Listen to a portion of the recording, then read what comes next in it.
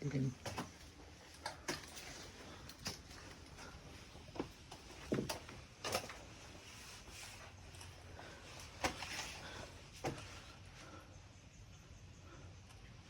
Lang. Rin sila tutulog.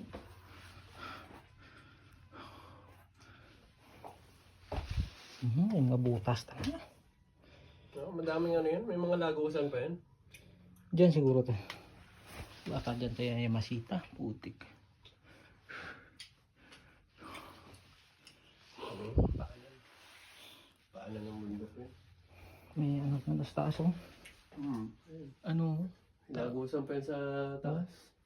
Ito nagsarado yun. May akyatan pa yan dati. Yung bumuhuna ba to? Tapos yan sa yung baba, nakita mo doon, may tagusan din yun. Ito nga tanong. Nagsarado na lang. Ito talaga oh.